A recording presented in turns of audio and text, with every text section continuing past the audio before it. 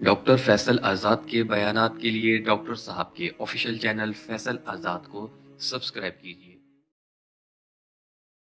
22 جمادی الثانی بروز سوموار خلیفہ اول خلیفہ بلا فصل سیدنا صدیق اکبر رضی اللہ تعالی عنہ کی وفات ہے۔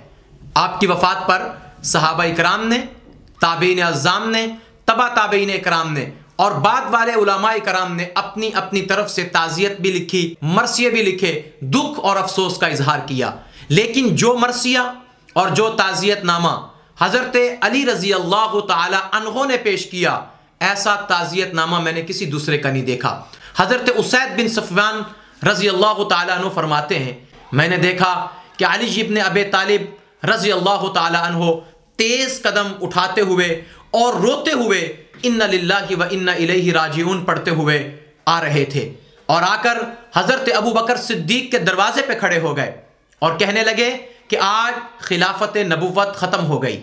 اے ابو بکر، اللہ آپ پر رحم کرے، آپ سب لوگوں سے پہلے اسلام لائے، آپ کا ایمان سب سے زیادہ خالص تھا، آپ کا یقین سب سے زیادہ پختہ تھا، آپ سب سے زیادہ مستغنی تھے،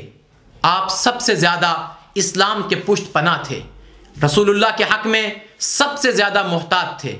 سب سے زیادہ ان کے اصحاب کو امن دینے والے تھے، سب سے زیادہ آپ نے رسول اللہ کی حق صحبت کو ادا کیا، آپ کے مناقب سب سے افضل ہیں، اسلام کی سب سے زیادہ خدمت آپ نے کی ہے، آپ مرتبہ میں سب سے زیادہ بلند ہیں، بنسبت سب کے رسول اقدس صلی اللہ علیہ وسلم کے قریب بیٹھا کرتے تھے، عادت، روش، طریقہ اور اخلاق سب سے زیادہ رسول اللہ کے مشابہ تھے، اور رسول اللہ کے نزدیک سب سے زیادہ منزلت آپ کی تھی،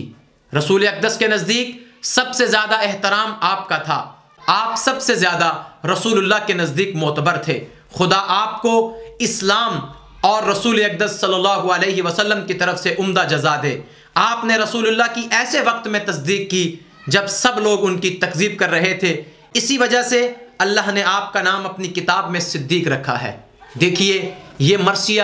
حضرت علی کرم اللہ وجہہ نے کہا، یہ تعزیت نامہ حضرت علی کرم اللہ وجہہ کا ہے۔ لوگ ہمیشہ آپ کو حضرت ابو بکر صدیق اور حضرت علی کو جدا جدا دکھائیں گے، ان دونوں عظیم ہستیوں کے درمیان آپ کو نفرت بتائیں گے، ان دونوں کے درمیان لڑائی بتائی جائے گی، لیکن یہ دکھ، یہ مرثیہ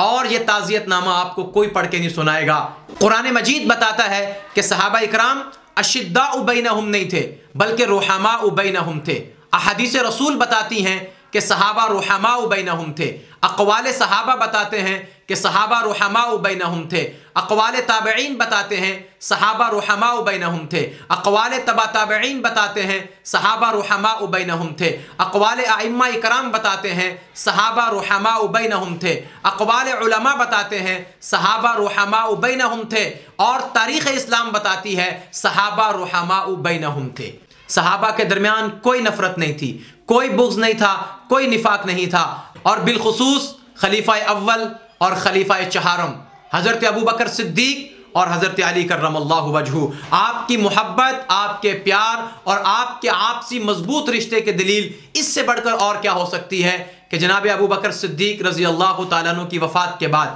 آپ کی بیوہ حضرت ام عمیس کے ساتھ حضرت علی کرم اللہ وجہہ نے نکاح فرمایا، اور حضرت ابو بکر صدیق کے بیٹے محمد بن ابی بکر حضرت علی رضی اللہ تعالی عنہ کی گود میں پلے اور وہاں نشو و نما پائی۔ اس لیے کوئی آپ کو صحابہ کی مناقشت دکھائے، صحابہ کی مشاجرت دکھائے، صحابہ کی مخاصمت دکھائے، یاد رکھنا کہ ان چیزوں کو دیکھ کر کبھی یہ مت سمجھنا کہ صحابہ آپس میں دلوں میں قدورت رکھتے تھے، دلوں میں نفرت رکھتے تھے، دلوں کے اندر ایک دوسرے کے بارے میں تعصب رکھتے تھے۔ کوئی واقعہ ہو،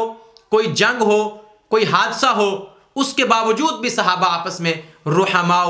بینہم تھے۔ یہ اللہ کا فرمان ہے، اور جو میرے رب نے کہا ہے وہ سب سے زیادہ سچا ہے، کوئی میرے رب سے زیادہ سچا نہیں ہو سکتا۔